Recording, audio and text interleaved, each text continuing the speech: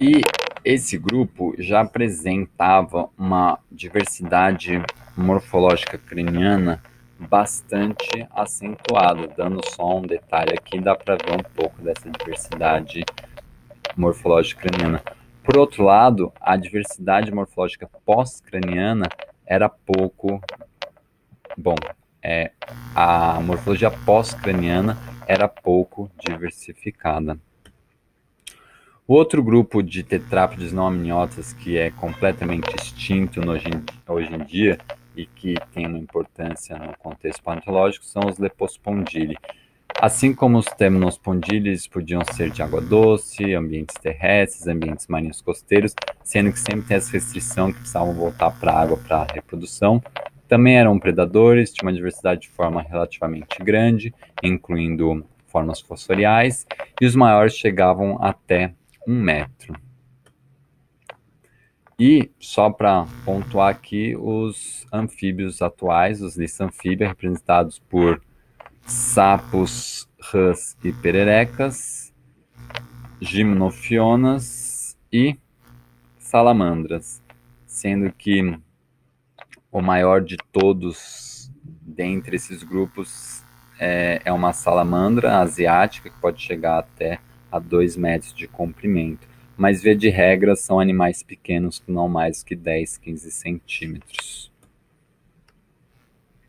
Bom, eu falei então rapidamente desses grupinhos aqui, os Temnospondyli, os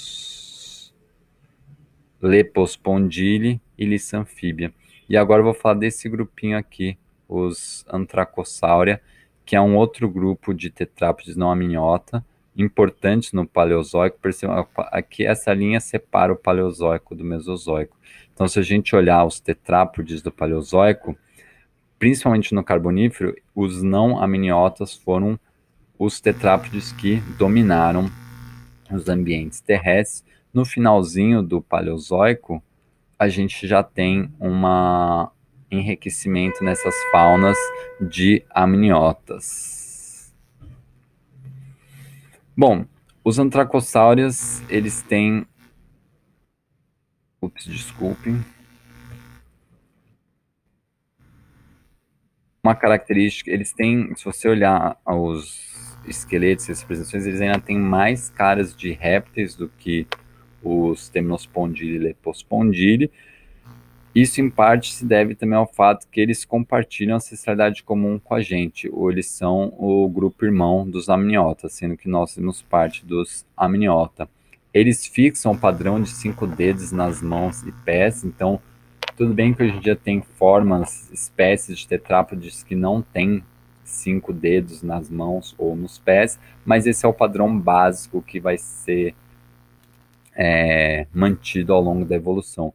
E uma coisa muito importante é que nesse grupo surge a herbivoria. Dentre os Antracosauria surge a herbivoria. Então, pela primeira vez, os tetrápodes passam a ingerir matéria vegetal para obtenção de energia. Lembrando que as plantas começam sua história, as plantas terrestres, no Ordoviciano, e somente no Carbonífero, então, que os tetrápodes passam a... Bom, na verdade, os tetrápodes eles surgem no Devoniano, então é injusto isso que eu falei, mas assim, ainda assim, demora todo o Devoniano e parte do Carbonífero para os herbívoros surgirem. Assim como os demais tetrápodes não amnióticos, eles também podiam ser aquáticos, semiaquáticos ou terrestres, de novo com a restrição que precisava voltar para o ambiente aquático para a reprodução. A morfologia sugere a presença de um tímpano externo bem desenvolvido, ou seja, uma adaptação para captar os estímulos sonoros no ambiente terrestre. E é interessante mostrar aqui a diferença de morfologia entre um predador e um herbívoro. Desse lado aqui, a gente tem um herbívoro e aqui a gente tem um carnívoro. Os herbívoros, eles geralmente têm essa região aqui do tronco bem expandidas. Isso está associado ao fato que digerir matéria vegetal é complexo, exige um trato digestivo longo, enquanto que os predadores têm essa região menos alargada lateralmente. Aqui estão as importâncias dos estudos, não vou falar elas, é só dar uma pausa e ver.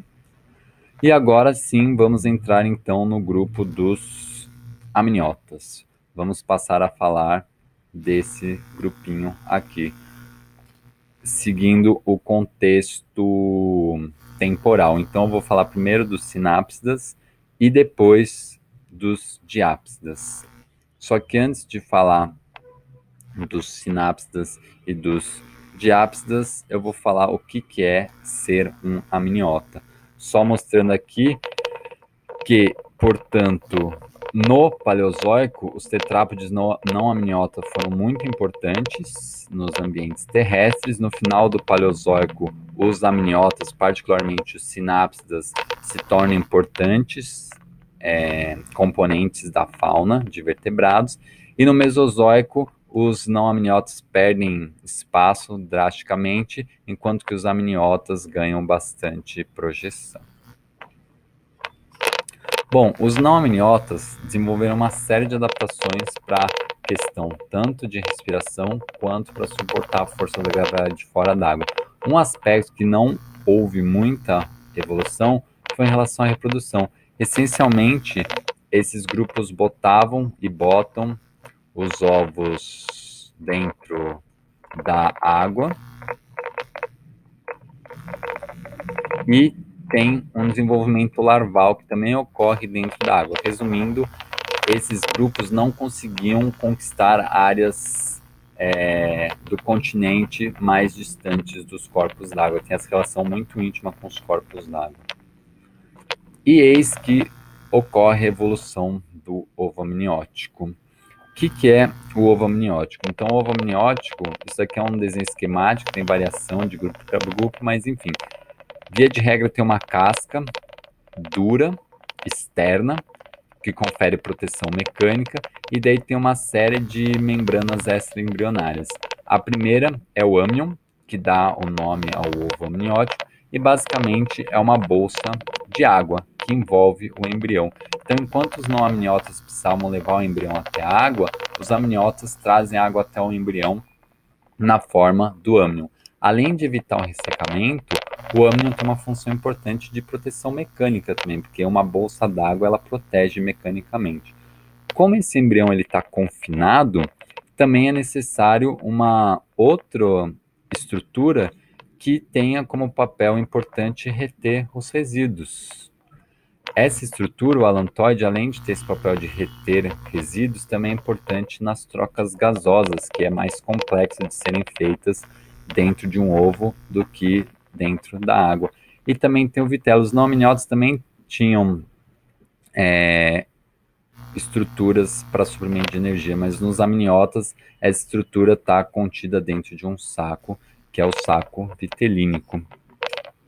E também tem uma outra membrana que não está representada aqui, que é o córion, que reveste todas essas membranas.